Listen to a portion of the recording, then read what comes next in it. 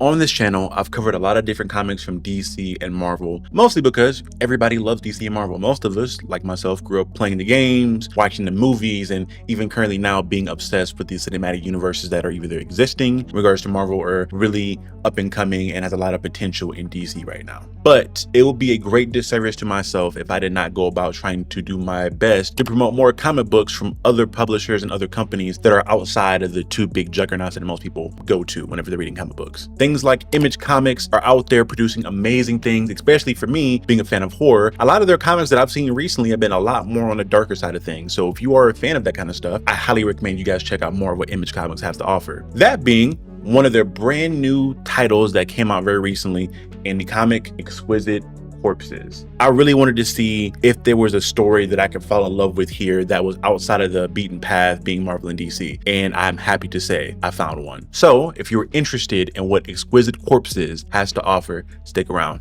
and I'll tell you guys. You're now watching The Captain.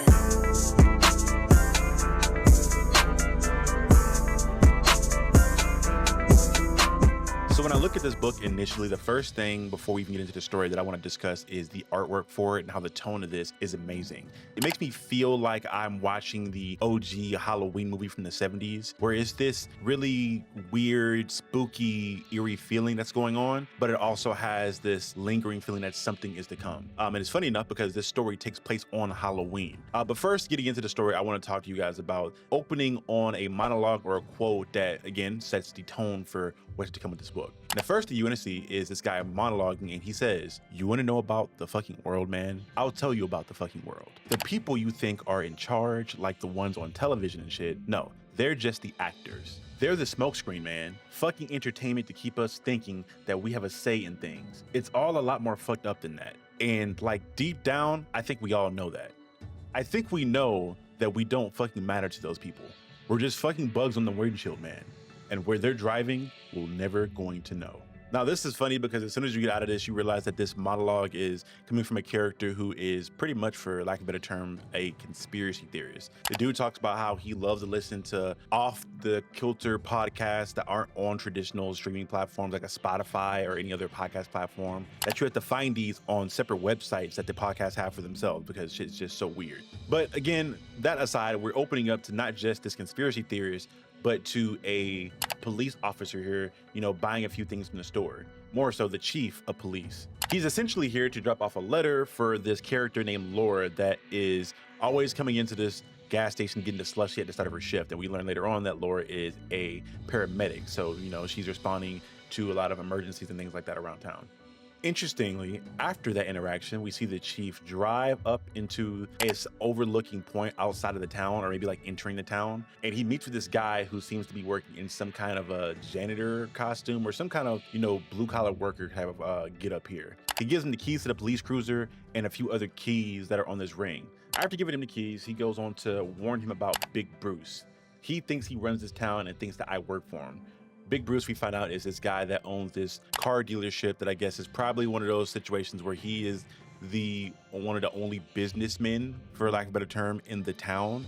And he makes decent money, obviously, because he's a car dealership salesman. And he feels like he has this ego boost over everybody else. And we learn later on in the book that he tries to flaunt that power and kind of leans on people to kind of get them to do what he wants them to do. He also lets this guy know that every Halloween night, the high school kids in the town throw this big party that's in this natural clearing off of Route 17 in a hiking trail. The party gets a little wild, but never so crazy that the police have to go in there, breaking it down and clearing everybody out. And it's this tradition in this town that I guess people do every single year.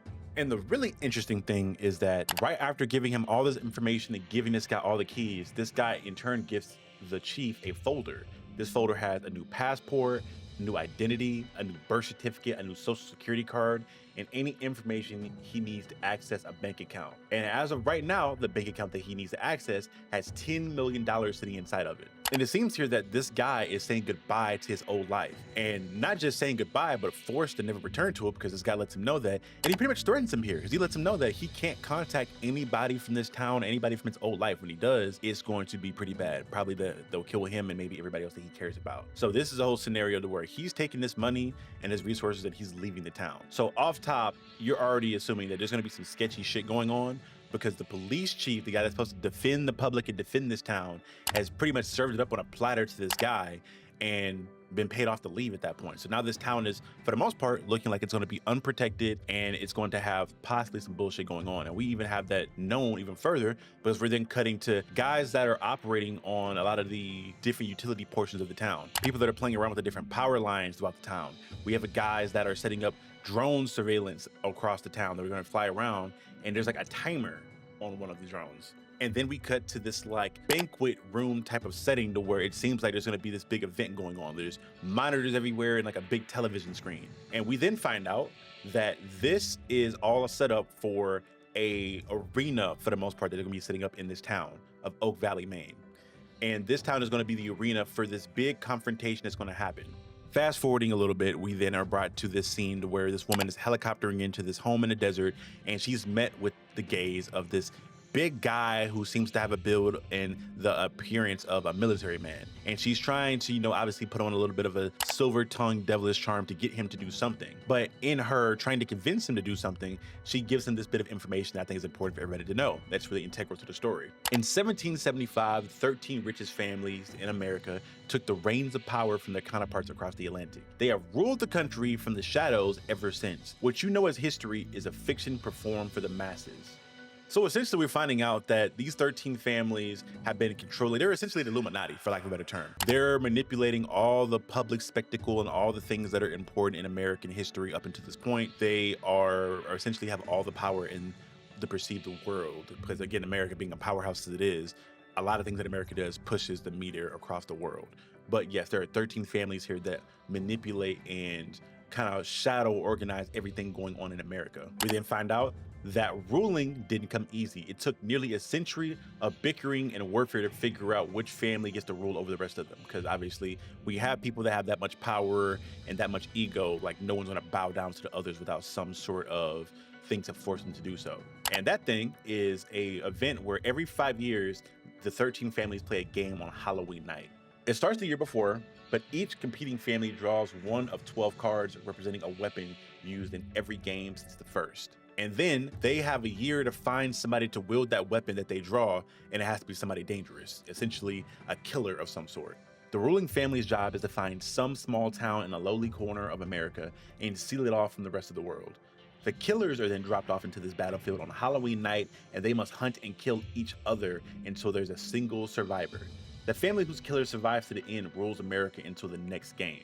This, in general, is a cool concept to me. It's simple, it's to the point, there's not a lot of difficulty in regards to trying to make this something that people can understand reading the book for the first time.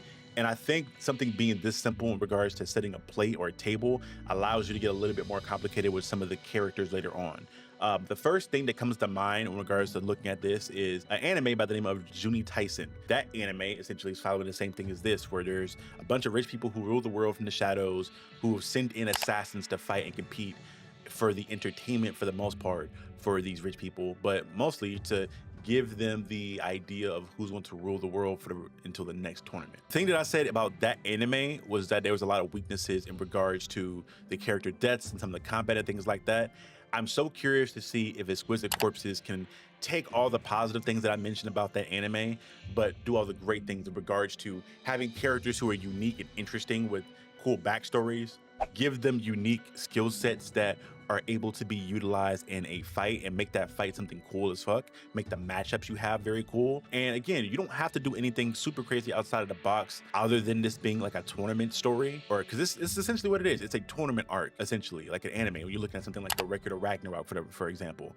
And I think the thing that is going to be more interesting in regards to this story that's going to differ from like an anime like Juni Tyson is the fact that not only are the killers going to be highly involved in this, it seems like up until this point, we're going to have regular civilians that are just going to be walking around in this town during it being a battlefield, and they're going to be characters, and there's going to be another layer of complication in regards to how things get done, because now you have regular people that are going to be involved in this.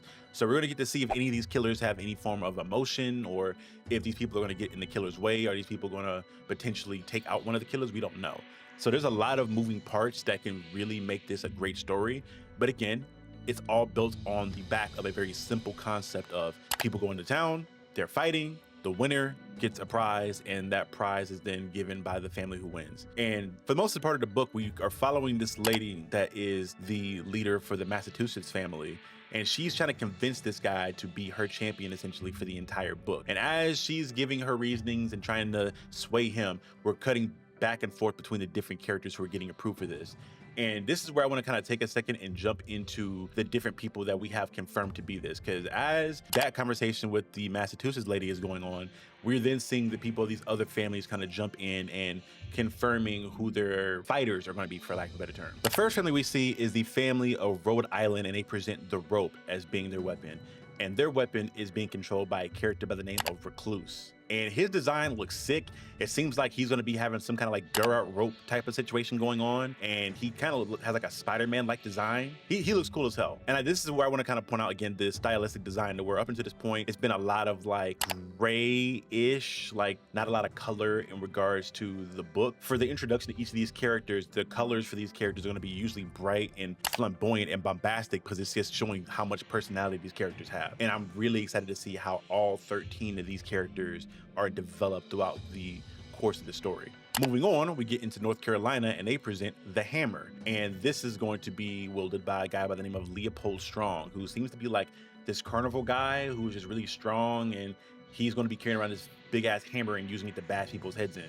The next one we have up is the New Jersey family, and they're presenting the Hands. And this one is kind of funny to me because it's like, hey, bro, you got a guy that's going to give the hands. And this is honestly, I feel like probably one of the worst cards to draw, because you have to find somebody who is just good with their bare hands to get these kills, especially when all other 12 contestants are going to have some sort of physical weapon of some sort.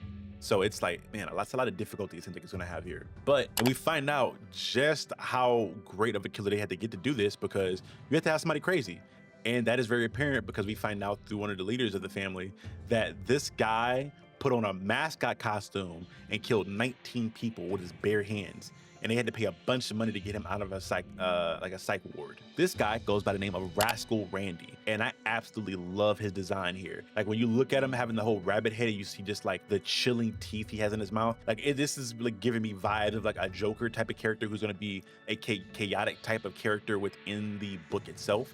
And I'm really interested to see what his backstory looks like. And I'm hoping that we get some kind of a, if not a flashback, just some kind of moments of showing these characters' history and how they got to this point. Next up, we go to New Hampshire, and they present the Knife. And this person is another very interesting character by the name of the Congregation. And he's even more interesting because when you look at the design he has here, this design seems like he is taking people's skin and like almost either sewing it into his own skin or sewing it into some kind of like clothing material that he wears. Because you see he has like somebody's face on his shoulder blade that he's sewing in. And then it seems like he has like another face on top of his face. Like the design is very similar to like the Creeper from the Jeepers Creepers movies, where he just has a bunch of dead looking skin just like sewed onto him. And it seems like the way that he's discussing it is that when he's taking people's lives, that these new faces that he's taking are joining his flock. So I guess he sees himself as being like this amalgamation of a bunch of other people for the most part. He being like a shepherd or a leader of that congregation. Next up, we have Virginia, who presents Poison. And this is going to be under the work of a man by the name of Nurse Pete. Nurse Pete, I feel like, is probably going to be one of the weaker people in the story, and somebody who's more so going to be used as a beat stick or measuring stick for other characters, because it seems like he's not going to be very physically capable as well as the other people are going to be. Like again, we have a guy who's going to be choking people out barehanded in a mascot costume. We have another guy lifting a giant hammer. And the thing about Nurse Pete is that I think he's going to be an interesting character, and he has potential to be probably one of the better characters within the series, or one of the worst ones who's going to be used as a beat stick for other characters. When I'm looking at him, I'm looking at somebody like Mayuri from Bleach, where it's a character who is so highly intelligent but not as physically capable as everybody else, but uses that cunning to his advantage. But I'm just so curious to see how he stacks up to some other people that we have in here, because there are some heavy hitters that are going to be involved in this that haven't even been brought forward yet in the book. Next up on the list is good old Georgia. Hey, my home state, man. And they are presenting the Axe. And this is going to be presented to a champion by the name of Pretty Boy. I am really interested in Pretty Boy because Pretty Boy has a very unique design.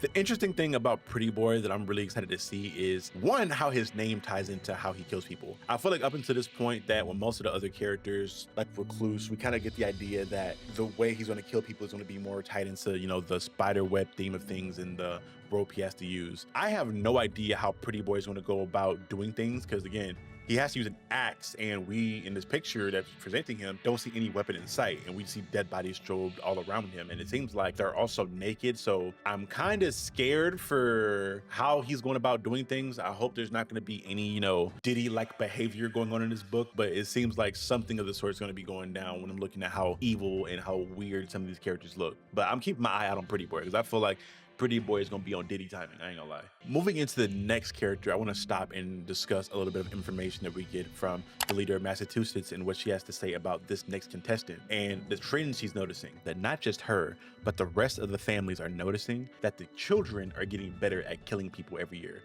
So this is where we find out how crazy this shit really is gonna get. When we get to Connecticut, who presents electricity, we then cut to a character by the name of Gamer Kid plus Calvin, who essentially is going to be using electricity in some way to get murders done. And Calvin seems very interesting because I can't tell if Calvin is actually a child or if it's a situation where you're looking at a horror movie like Orphan, where the kid just looks like a child but is actually like 35 years old. Because this guy speaks very much so like an adult. Like, he cusses like very fluently, and he is kind of like discussing murdering people in a very like excited way. So again, I can't tell if this kid is just psychotic or if this is a grown man with the presentation of a child.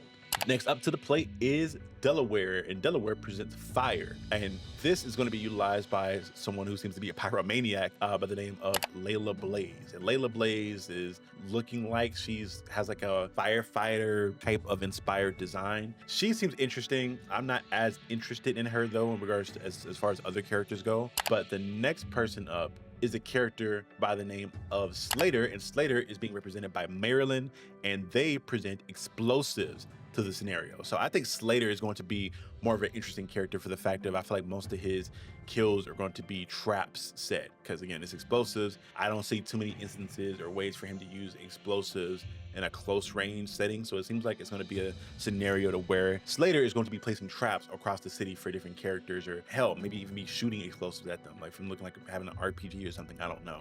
Next up to the plate is South Carolina, and they are presenting the Arrow.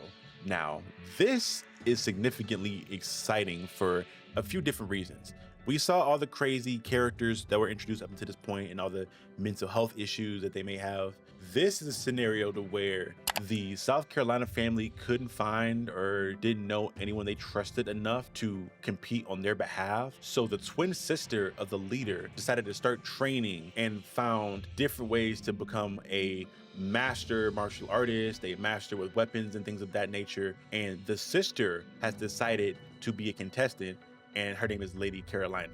This is going to be very interesting as well, because we're seeing that in regards to the other families are really excited about seeing this because they already don't like South Carolina. It seems like South Carolina is very stuck up, very snobby, very much so like elitist, and maybe like turn their nose at the other families here. I mean, all these families are kind of weird and have big money, but it seems like South Carolina especially is very high and mighty in regards to their community. Everybody's gonna be excited to see the Lady Carolina character die for the most part. And it seems like there are gonna be some psychopaths in this tournament who aren't going to be looking for the most efficient way to kill people. It seems like there are some guys in here that may literally torture you into your death. So when I'm looking at characters like a Rascal Randy or characters of that nature, I'm kind of scared to see what's going to happen to South Carolina because it definitely seems like this book is going to be turned into gore and the absurdity level up to 20 once things get into the nick of it. Next up, we have New York. And I'm sorry, y'all, my bad.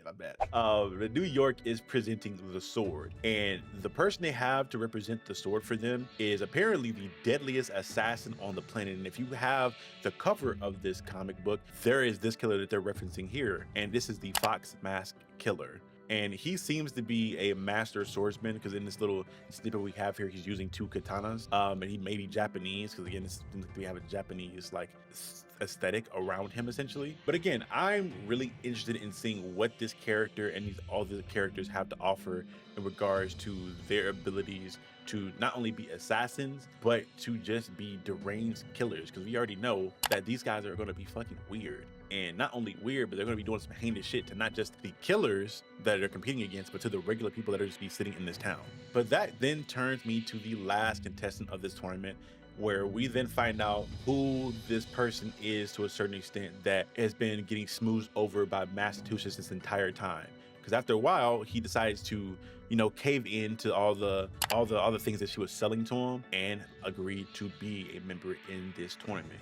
To get more information, we find out that Massachusetts presents the gun, and this person is the lone gunman, and he essentially has this cool ass V is for Vendetta type of mask situation going on. And this is a mask that every single person that competes for Massachusetts wears every year they enter the tournament. So it's, again, there's a lot of tradition that is built around this whole game that is going on here. And after all the characters have been introduced and everything is set to go, we then have the release of all these 13 killers into the city to go hunt each other down. And I think the interesting thing here, what I was mentioning before in regards to how the people of the town fit into this, they're just gonna be collateral and be a way for these guys to let out their evil thoughts and frustrations on while they're going about trying to compete for this thing. And this is shown from the strongman Leopold character really like kind of hunting this character that we saw earlier by the name of Javi, where he's essentially walking up on this guy and he is going to cave his head in. But the interesting thing is that we see our first casualty in this tournament, because this strongman Leopold guy, his head, or at least part of his head, disappears. And it disappears due to the magic trick of the lone gunman. So he just snuck up on this guy and took him out point blank. And the artwork and showing how gross this is fucking amazing. I love the art for this book, and I love how dark things are showcased to be. Again, the horror fan in me is going to love this thing, and I really am excited to read the rest of this book, and I hope it's good, because if this book is good and people support this book, I could possibly see this thing being something that is either animated at some point or even brought over to live action. And that is a lot more to talk about in this book in regard to looking at the different side characters that are going to play a part. Again, you have the 13 killers who are going to be the main characters for the most part of the story, and they're going to get most of the screen time, a lot of the development, but I do think there's a lot to be offered in regards to a lot of the side characters who are going to be here in the town, just living their daily lives, trying to survive with these deranged killers going around. And again, we saw how a character like Strongman Leopold kind of interacted with a regular person who, for the most part, he seemed to be one of the more sane people. If he's acting like that, oh my God, when I'm looking at someone like a Rascal Randy or a Layla Blaze, I can only imagine the sick, twisted shit they're gonna get into by the end of this comic book run. But again, that's been all my general sentiments and thoughts on the book. I'm really excited to see where things go. If you get into the back of the book, there is like a tournament bracket, so you can kind of see who they have planned up to fight one another and what the potential bracket can finish with. If I'm looking at this book and I'm guessing who I think is gonna make it to the end, I think the lone gunman maybe makes it to the end, because it seems like he's going to be one of the more main characters out of the bunch, just because he got a lot of developmental time from the beginning of the book, as well as it seems like he's very much so capable. I'm going to root for him to make it into the finals of one side of the bracket, and I'm probably looking at the Fox Mask Killer to make it to the other side, just based on the fact that he is the best assassin in the world, or at least I think in America, for them to want to trap him here and be a part of this little tournament they have going on. But again, y'all let me know in the comment section below who you guys think is going to come out of this bracket. And again, do you think this is a good book? Have you enjoyed a lot of my conversation around it? If this is your first time hearing about this book and this video got you interested into watching it, please let me know in the comment section below, or post it on socials and tag me, and I would love to see that. I'm trying my best to promote Image and other comic book publishers and companies that people may not give a lot of credence and attention to, because if you want something to succeed and go forward and being recreated into multiple issues going forward, or just created, you have to support things financially and with your time to watch them, because these are some of the things that people are going to be paying attention to no matter where you are. Again, are you interested in reading this? Do you want to spend more time with this book? If you guys want me to cover more of the issues for this story, let me know that in the comment section below as well, as I'm not opposed to doing so. And again, this has been Captain Diesel of Captain Diesel's Dojo discussing Exquisite Corpses, and I will see you guys next time. Peace.